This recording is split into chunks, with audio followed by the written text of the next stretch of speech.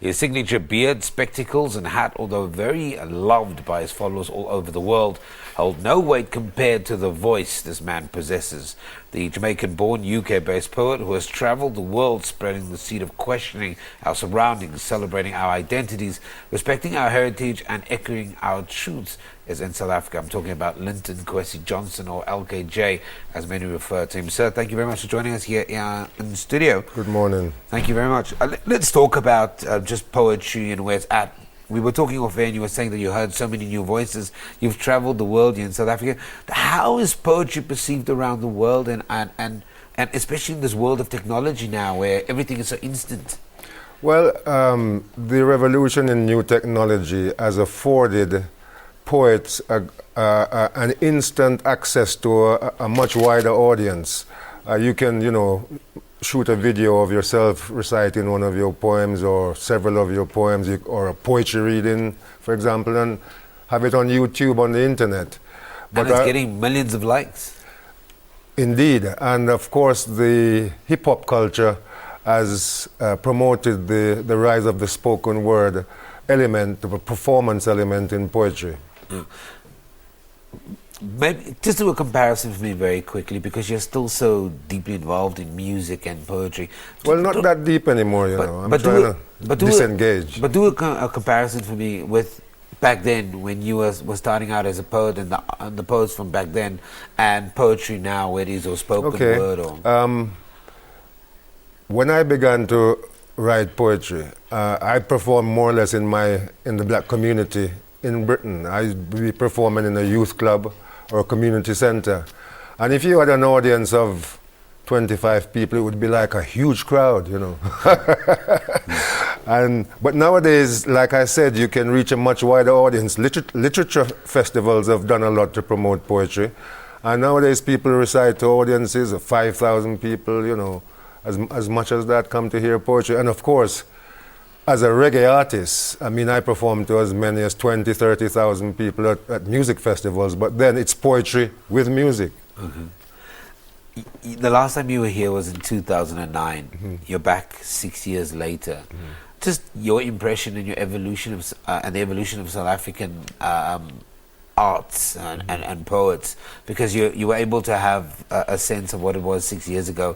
You've been brought here for the Johannesburg Art Alive Festival. Mm-hmm. Have you been able to, maybe in the last couple of days you've been here, arrived on Thursday, just maybe make up your mind or get an assessment of poetry? Not really. What I do know is that poetry is very much alive and kicking here in South Africa. It was Arts Alive who brought me to South Africa in the first place when I came here in 1993, I think. And I've been here several times. I've performed doing poetry readings, and I've performed with my band, the Dennis Bovell Dub Band.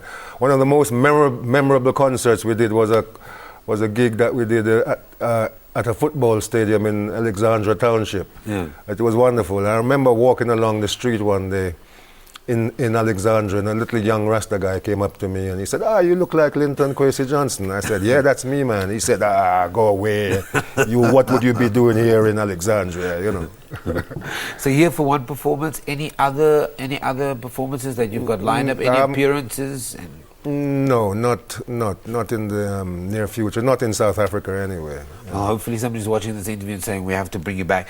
Just from the music perspective, obviously, as a poet, you've become renowned around the world, but from a music perspective as well, how does the two balance who you are? Or are you more musician who does poetry, or are you just a creative? Well, my poems, all of my reggae recordings begin life as poems. Okay. And many of them were published in books before they became reggae recordings. But I'm known here in South Africa and throughout the world as a reggae artist, more than as a poet, even though I am only the second living poet to have been published in the Penguin Modern Classic series, only the second living black poet. Identifying and being able to find your voice in this technology-driven age. I had a conversation with somebody, a young director, who said to me, content is cheap these days. Well, I don't know. I think the revolution in new technology is wonderful, but it has it can affect artistic creativity in a very negative way. Yeah. For example, if you're just able to go on your computer and fiddle around and make music, where is the artistic virtuosity of being able to play your violin well or being able to blow your trumpet well, you know? And, you know, art is about depth. It's not about superficiality. So unfortunately we run out of time, but we could continue with this conversation for so much longer. Linton Kwesi Johnson, or LKJ as he is known, is here in South Africa. He's here for the Johannesburg Art Alive Festival. Well, he was performing at the Arts Alive Festival. He's a reggae star. We take an ad break, don't go anywhere.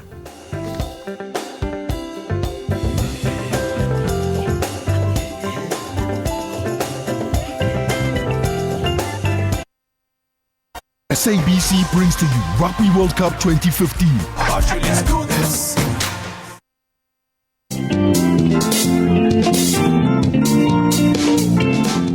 Makamelo Sekhonze, one strong woman who said no